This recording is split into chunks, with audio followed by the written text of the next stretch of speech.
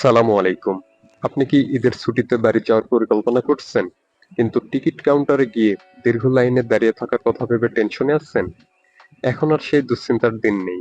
আজকের ভিডিওতে আমি আপনাদের দেখাবো কিভাবে খুব সহজে স্মার্টফোন ব্যবহার করে ঘরে বসে অনলাইনে বাসের টিকিট কাটতে পারবেন।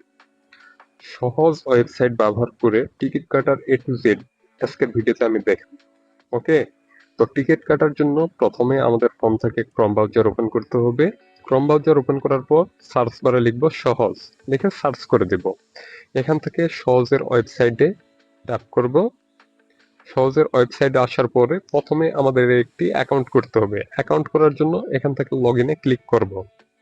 ক্লিক করার পর নতুন একটি পেজে নিয়ে আসবে, ঠিক এরকম। নিচে আপনি লক্ষ্য করলে দেখতে পাবেন ক্রিয়েট অ্যাকাউন্ট।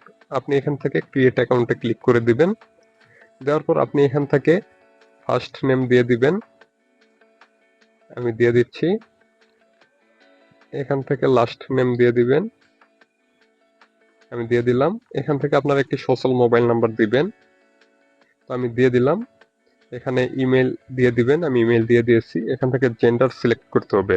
ছেলে হলে মেল এবং মেয়ে হলে ফিমেল। আমি এখান থেকে মেল দিয়ে দিলাম। এবার আপনাকে এখানে পাসওয়ার্ড দিতে হবে। তো আমি পাসওয়ার্ড দিয়ে দিচ্ছি।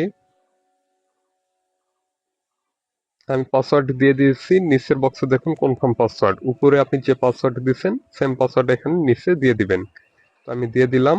পাসওয়ার্ড দেওয়া হয়ে গেলে আপনি এখান থেকে সাইন আপে ক্লিক করবেন, তাহলে আপনার সহজ ওয়েবসাইটে অ্যাকাউন্ট করা হয়ে যাবে। ওকে, যেহেতু আমার অ্যাকাউন্ট রয়েছে এজন্য আমি আর নতুন করে করলাম না।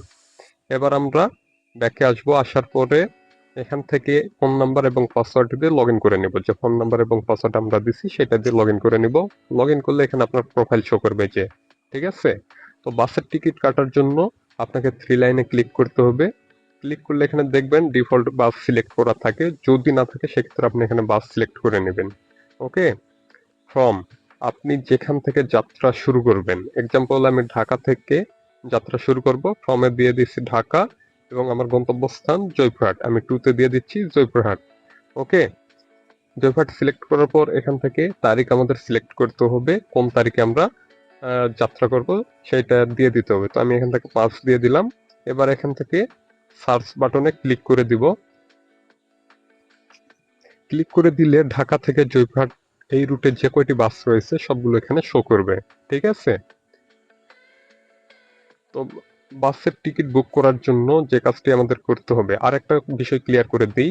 সময়সূচি আপনি কিভাবে বুঝবেন, তার জন্য আমি এই যে দেখুন, শ্যামলী পরিবহন 4:45 PM ঢাকা থেকে ছাড়বে এবং 12:45 AM জয়পুরহাটে পৌঁছাবে। আপনি এইটা লক্ষ্য করলেই দেখতে পাবেন সময়সূচি। আমি এখান থেকে হানিফের একটি টিকিট বুক করব, তার জন্য এই যে চলে আসলাম।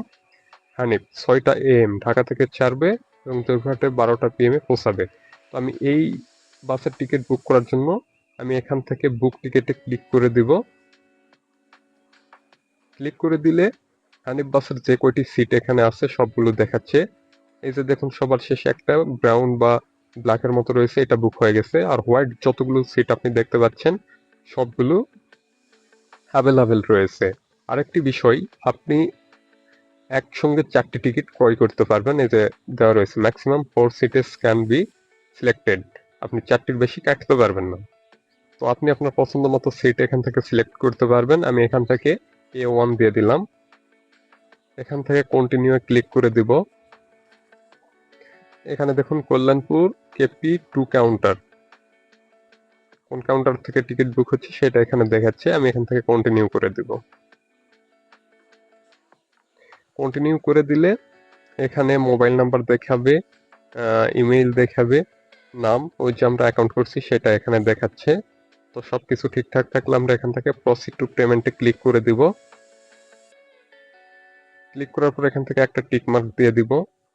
এখন পেমেন্ট করার জন্য এখান থেকে আপনি বিকাশ, নগদ, রকেট যে কোনো একটা ব্যবহার করে আপনি পেমেন্ট করতে পারবেন। আমি এখান থেকে বিকাশ সেটা আপ করে দিব। দেওয়ার পরে স্ক্রল করে নিচে আসবো।